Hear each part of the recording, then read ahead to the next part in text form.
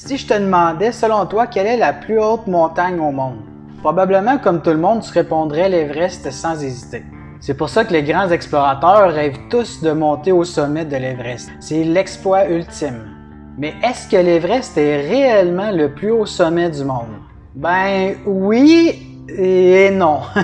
Ça dépend des visions. C'est justement ce que j'avais le goût de discuter avec vous dans cette vidéo. L'Everest est une montagne située dans la chaîne de l'Himalaya, entre le Népal et la Chine. C'est une montagne qui est jeune, qui est née de la rencontre de deux plaques tectoniques et s'élève à 8848 mètres au-dessus du niveau des mers.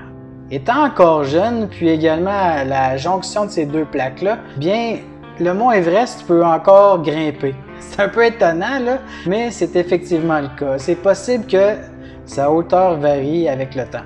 Mais quand on prend sa hauteur par rapport au niveau des mers, à 8848 mètres au-dessus de ce niveau-là, bien, on peut dire que le mont Everest, selon cette donnée-là, est le sommet le plus élevé de la Terre.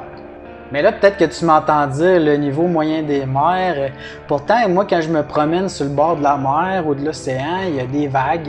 Il y a les marées aussi qui varient. Donc, pourquoi que la hauteur de l'Everest, elle varie pas? Bien, c'est que dans chaque région, il y a un point qui est zéro, l'absolu, qui lui, il bouge pas. Comme par exemple, en France, c'est au port de Marseille qui est établi ce niveau zéro pour toutes les élévations qui se trouvent en France.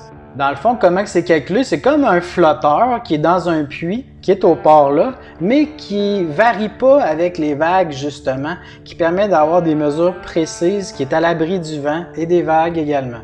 Puis quand on dit le niveau moyen des mers, bien c'est des mesures qui ont été prises en 1885 jusqu'à 1897 pour établir une moyenne du niveau de la mer à cet endroit-là.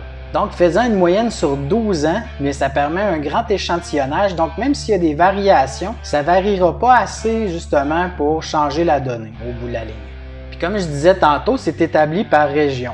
Donc, en France, c'est à Marseille, mais si on prend par exemple en Corse, bien, c'est une donnée qui est différente, ce qui est à peu près une différence de 10 cm entre les endroits. Mais malgré ces variations du niveau moyen des mers par région, bien, c'est pas assez important pour que l'Everest perde son titre de plus haut sommet du monde avec cette donnée-là. Maintenant, d'autres données peuvent entrer en ligne de compte. Certaines personnes prétendent que le volcan Chimborazo en Équateur est le plus haut sommet de la Terre. Sur quoi qu'ils se basent? Ils ont quand même une logique derrière tout ça. Lui aussi est à la jonction de deux plaques tectoniques, sauf qu'il s'élève seulement qu'à 6263 mètres au-dessus du niveau des mers. Pourtant, l'Everest est quasiment à 9000. Comment que ce volcan-là peut être considéré comme le plus haut sommet de la Terre? Eh bien, c'est pas compliqué, c'est que la Terre n'est pas une sphère parfaite. En ses pôles, il est aplati. Donc, si on prend un point au pôle, puis également à l'équateur, il y a une différence d'environ 12 000 mètres de distance par rapport au noyau de la Terre. Donc, le rayon de la Terre au niveau de l'équateur, il est plus grand que si on relie les pôles ensemble. Donc, le volcan Chimborazo étant près de l'équateur, beaucoup plus près que l'Everest en lui-même, bien, il y a une plus grande distance par rapport au noyau de la Terre. Donc, si on considère ça de cette façon-là, le Chimborazo s'élève à 6384 mètres et des poussières et l'Everest à 6382 mètres et des poussières. Donc, le Chimborazo, calculé du centre de la Terre, est plus élevé que l'Everest. Une autre donnée qui peut entrer en ligne de compte, c'est la hauteur totale de la montagne. Parlons du volcan Mauna Kea d'Hawaï.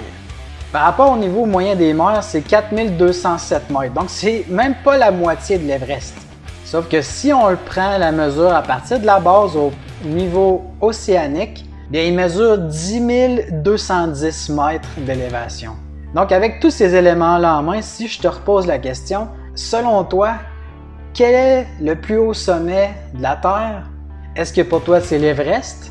Est-ce que c'est le Chimborazo qui est plus élevé par rapport au noyau terrestre? Ou est-ce que c'est le Mauna Kea qui est plus élevé en hauteur brute? Marque-moi là en commentaire, j'aimerais avoir ta réponse si tu as changé d'idée suite à mes explications. Donc sur ça, on va se dire à très bientôt. Salut!